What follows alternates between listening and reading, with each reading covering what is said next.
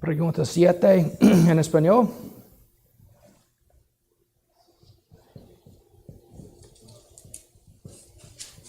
Dice sí. Dice, ¿cuál es la actitud de Pedro hacia el Señor Jesús? No, es la sierva. Sí. Dice, ¿qué pregunta hizo Pedro a Jesús sobre el perdón? ¿Cuál fue la respuesta de Jesús? Entonces Pedro, llegándose a él, dijo, Señor, ¿cuántas veces perdonaré a mi hermano que pecare contra mí? Hasta 7. Y Jesús le dice, no te digo hasta 7, más aún hasta 70 veces 7. Yo tengo una pregunta de la pregunta. I have a question about the question. Why would someone ask a question like that? Why would you ask a question like Peter asked?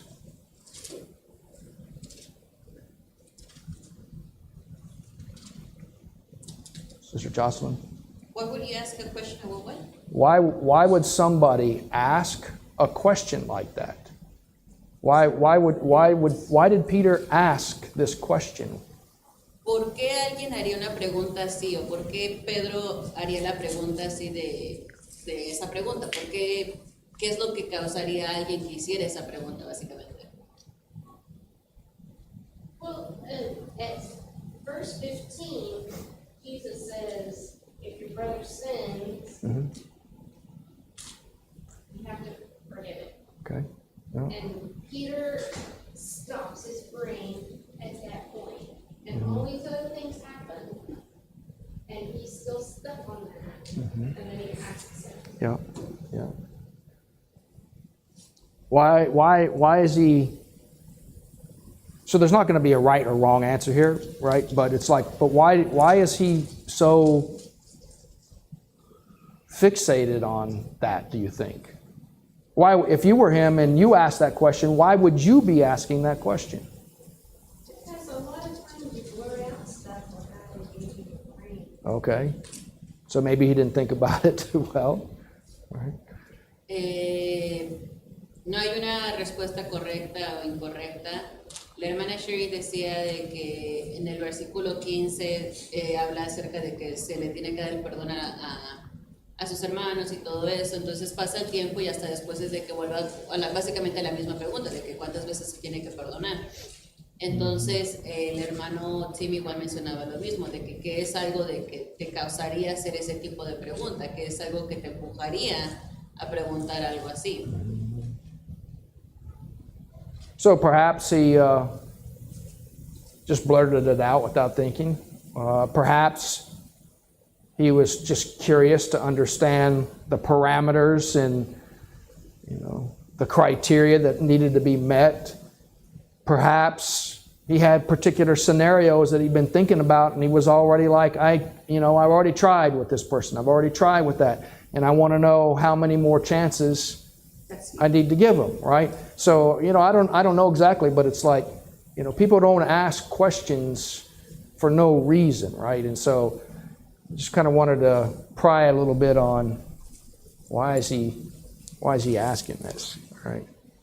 Vemos que quizá fue sin razón, quizá nada más fue por preguntar, o quizá fue por curiosidad, o quizá fue para saber el criterio del Señor, o también fue a lo mejor que tenía diferentes escenarios en su mente y quiso preguntar hasta cuánto, o simplemente pues nomás por preguntar. O él estaba pasando algo así, o él también en su persona estaba pasando algo con alguien familiar. She's saying that she was saying that maybe it was something that he was going through, maybe it was something that he was dealing with Right. a family member or something like Right. that. You want to know how many more times I got to put up with this person, Yeah. right? Yo pienso que Pedro hizo esa pregunta porque mucha gente también ofendía a Dios y él sentía ese coraje. Yo siento que por eso preguntó. He thinks that maybe it was because a lot of people were offending or they were lashing Jesus, so it made him mad. So maybe that's also part of the reason why. Like how patient should Jesus be? Yeah. Yeah, because of the treatment that he was receiving, Yeah. basically. That's good. So he asked him, do you forgive somebody 7 times? And Jesus was no, 70 times 7. 70 times 7. So you got to be keeping very good records in order to know when you've done what you're supposed to do here. To know when they've reached their limit. Right. That's interesting. It's a good response that it makes you think. Because it's, testing Jesus and people still do the things they do and to his final moments. Right. When he was in the cross, he asked the Father to forgive them. Right. He Right. was still forgiving them while he was on the cross. Yeah. Y como le digo al hermano, buena respuesta tuvo. Porque, pues sabiendo todo lo que la gente estaba entre, Jesús siempre los perdonaba hasta su último momento, cuando estuvo en la cruz, le pidió al Padre que los perdonara todos. Así le da el ejemplo a Pedro. Por eso, hasta su último momento de su vida. And I think that's how it should be. Up to the end of your life. Yeah. Always Right. forgive, no matter what. Así debemos nosotros también perdonar a nuestros hermanos hasta la última hora Yeah. de nuestra vida. Por eso dijo Jesús 7 veces, 7 veces 70. Right. I don't think Jesus, as he was going through the streets and all the things that he was exposed to, I don't think he was like, oh, you've exceeded yours, right? I've been counting and you've exceeded. And he didn't do that. Brother Joseph? With the the forgiving and that what brother said about that maybe people were being mean to him and whatever. Fabian Camarilla, he said also Peter was really angry. He got angry really easily, and towards the beginning he was really angry, but as it came along, he started to get control over it. A little more tempered. That's probably it too, right? Yeah. That they might not have been too mean to Jesus. Just little things could throw him off. Yeah. Should I forgive him for that? Yeah. A little bit of a short fuse, maybe. Decía el hermano Tim de que vemos como Jesús tampoco fue de que veía a alguien en la calle, no, pues a ti ya te perdoné X veces. Él no mantenía récord de cuántas veces ya había perdonado a las personas. Entonces, decía el hermano Joseph, el hermano Fabián, mencionó acerca de que también vemos que Pedro se enojaba fácilmente, que tenía ese carácter fuerte. Entonces vemos como al principio era explosivo, poco a poco fue calmándose, pero sí puede que sea de tanto que vio de trato hacia Jesús, de que cuántas veces se va a perdonar, ¿no? Okay. Pregunta 8 in English. Question 8 in English. It's an interesting question because it asks us about somebody's attitude. Es una pregunta muy interesante porque es actitud. All right. In English, please. What was Peter's attitude toward the Lord Jesus? John 13:6-10. Then he came to Simon Peter, and Peter said to him, Lord, are you washing my feet? Jesus answered and said to him, What I am doing, you do not understand now, but you will know after this. Peter said to him, You shall never wash my feet. Jesus answered him, If I do not wash you, you have no part with me. Simon Peter said to him, Lord, not my feet only, but also my hands and my head. Jesus said to him, He who is bathed needs only to wash his feet, but is completely clean, and you are clean, but not all of you. What was his attitude? What attitude do you see here?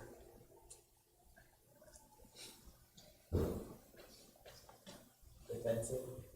I think to Peter, Jesus doing this meant he was lower than Peter. And he couldn't fathom that. Okay. So what was his attitude? Rebuking Jesus again. It's a difficult thing to look at black and white and red and white and understand, quote, attitude, right? I mean, when we're with somebody and we're communicating with somebody, we can see, the attitude that is with the words and the actions. But when we're reading it, it's like, it's a little bit more of a challenge. Okay. Decía el hermano Joseph que para él siente que la actitud de Pedro fue como tipo a la defensiva. La hermana Sherry mencionaba de que para ella, aún en ese periodo, Pedro seguía reprobando al Señor, a Jesús. Y comentaba el hermano Tim de que es un poquito medio complicado de entender cuál fue en realidad la actitud basado a las acciones y a las palabras, a las acciones y a las palabras. Entonces, ¿qué tipo de actitud fue entonces la que tomó Pedro? Yo siento que fue como un tipo de admiración, como que él se admiraba de decir, ¿tú me vas a lavar los pies? O sea, como diciendo, tú siendo el Cristo, ¿me vas a lavar a mí todos los pies? Si nosotros somos los que te tenemos que servir a ti, no tú a nosotros, como que fue algo que le sorprendió que él se humillara ante mí. She was saying that to her, it's Peter was in awe. He was shocked that how is it that Jesus, being who he was gonna humiliate in a way to wash their feet. Mm-hmm. So to Peter, he was in awe of the fact of. That's good. Mm-hmm. And he could have also been argumentative, because Jesus said, "You don't know what I'm doing, but you'll know it later." Right. And Peter just keeps on going. Yeah. Mm-hmm. It's interesting, like he didn't know the process of what Jesus was doing, and that was a servant's position. Yet Peter did not understand. Right. They're still like students learning right. all this process. Right. They didn't understand right. why Jesus humbled himself as a servant when he is the Messiah, the Son of God, but yet he didn't have the understanding just yet because they had not received the Comforter or someone that opened up their eyes. He's yet still understanding the procedure. And like the sister said, it's like, what? You gonna wash me? What's wrong with you? When is he gonna stop being himself? I mean, no, serious, because it's like the last time not maybe the last time, but we saw the one time he did it, and Jesus said, "Get thee behind me, Satan," right? You don't understand these things, but yet he continues to be like, I don't think so, and it's like, which I think is gracious and merciful, that Jesus didn't like say, "Dude, you gotta change your attitude. You're way off base here." Instead, he loved him. Be patient. Be very patient. but he was very clear with him too, as we'll see in question 9, right? Right. It's not like he didn't make Peter say, "You have a bad attitude." You need to change it. Right. Así como dijiste, hermana Gaby, Pedro todavía no conocía, no ha aprendido mucho, todavía es un aprendista como estudiante, y como dice, ¿cómo me vas a lavar los pies? Es que no, como le igual la actitud, ¿cómo me vas a lavar si tú eres el Hijo de Dios, el Cristo? ¿Me vas a lavar los pies? Es un sirviente, no entendió por qué Jesús se bajó como un sirviente, porque es lo que hace. Se humilló y le lavó. Pedro todavía no entendía, todavía está aprendiendo. Por eso dice Jesús, ahorita no sabes, ahorita no conoces, pero al rato vas a entender. Pero en esa hora todavía no entendía Pedro. Decía también la hermana Sherry de que él estaba argumentando, peleando el hecho de, o el acto que quería hacer Jesús. Entonces vemos cómo Jesús aún así tuvo misericordia y tuvo paciencia con Pedro. Comentaba el hermano Tim de que Pedro siguió siendo Pedro. Pedro siguió de que no, pero ¿por qué? Y siguió con ese carácter fuerte. Entonces vemos cómo el Señor no intentó de que o cambias tu actitud o te me vas, sino que el Señor fue paciente y fue misericordioso hacia con Pedro a pesar de la actitud de Pedro. Pregunta 9 en español.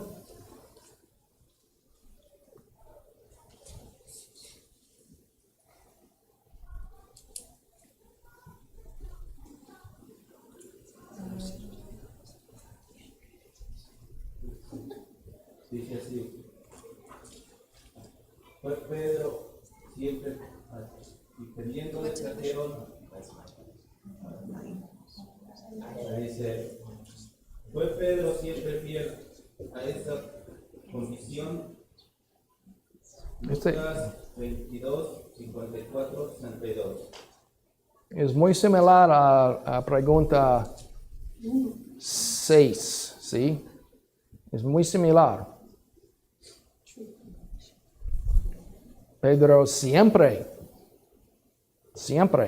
Esta palabra es en pregunta 6 y pregunta 9 también. Simplify. Yeah. Pásale, hermano.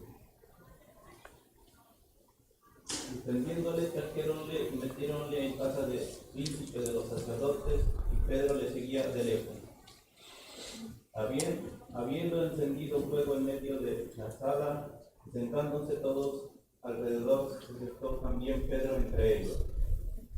Como una criada le vio que estaba sentado al fuego, fijósele en él y dijo, y con él está con él. Entonces él le negó diciendo, mujer, no le conozco. Y un poco después, viéndole, otro dijo, si tú de ellos eras, y Pedro dijo, hombre, no soy. Y como una hora pasada, otro afirmaba diciendo, verdaderamente también es este que estaba con él, porque es Galileo.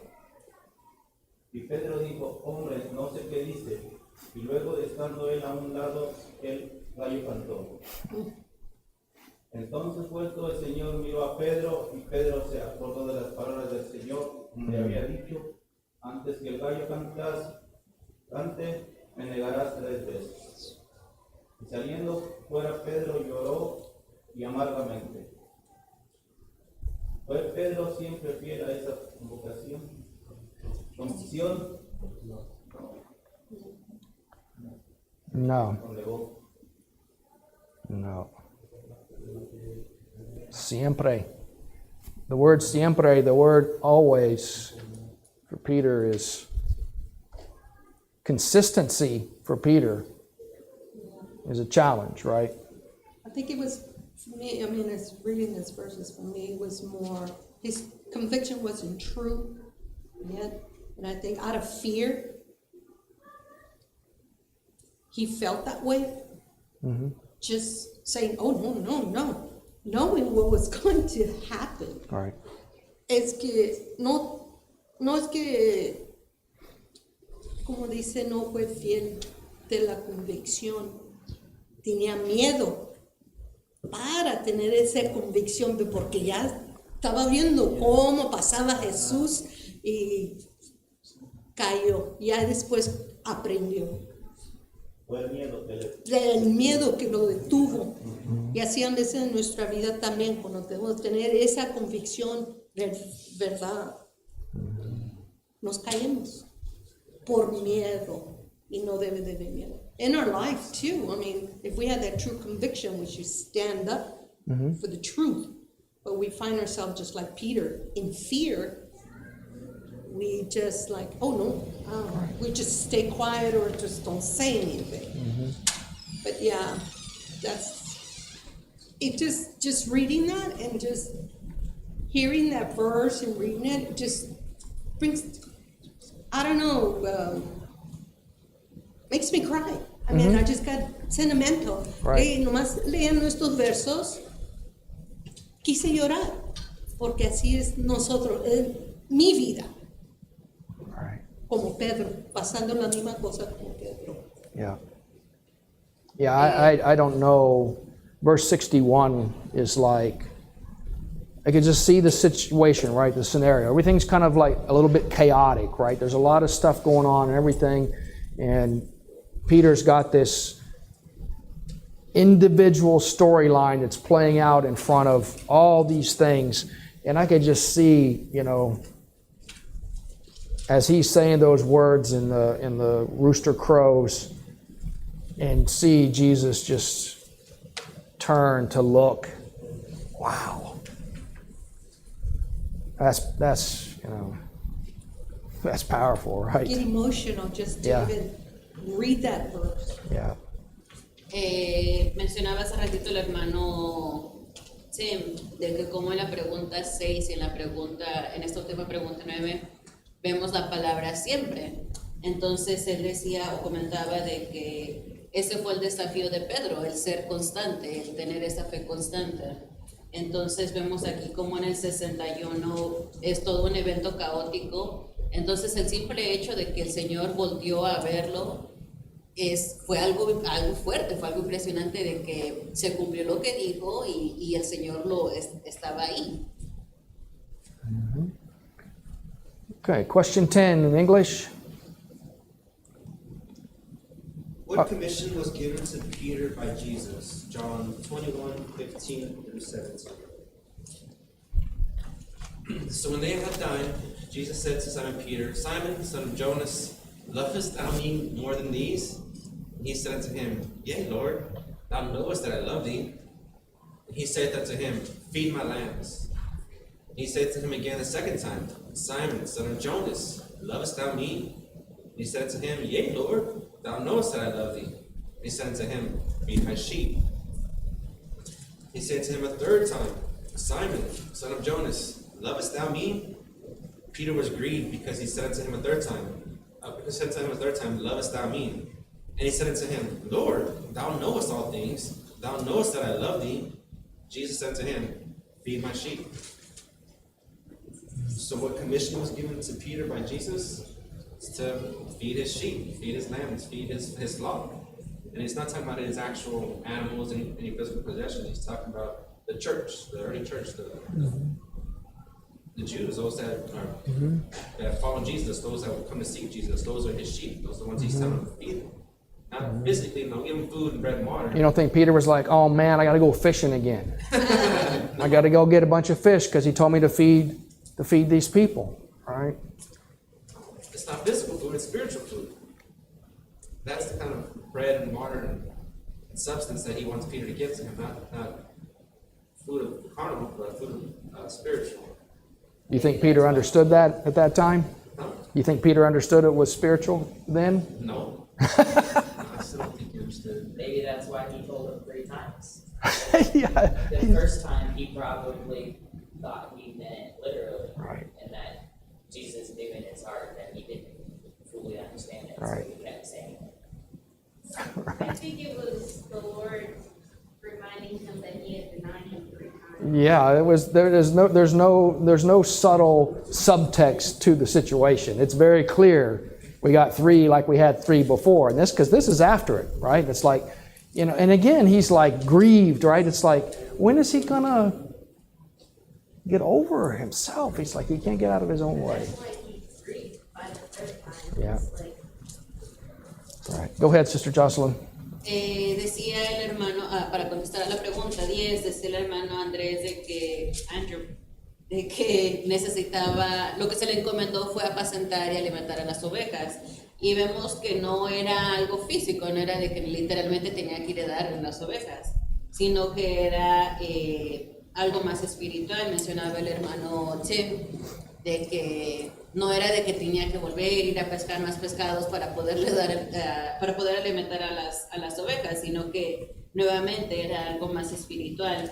Y mencionaba el hermano Joseph de que quizá por eso fue de que se le tuvo que mencionar 3 veces, porque quizá la primera vez o la segunda vez lo pensó en algo literal, pero el Señor sabía que no era así. Entonces decía la hermana Sherry de que el Señor se lo quería recordar y se lo quería hacer claro, de que qué era la encomienda que se le estaba dando, y nuevamente no fue algo físico, sino es en el sentido espiritual.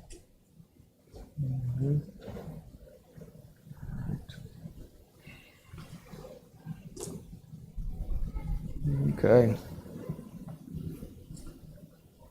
Pedro era un hombre, un hermano perfectamente, ¿cómo se dice? Perfectamente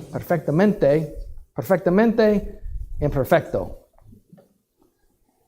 Did I say that right? Perfectamente imperfecto. Peter is a man, he's a brother that's perfectly imperfect.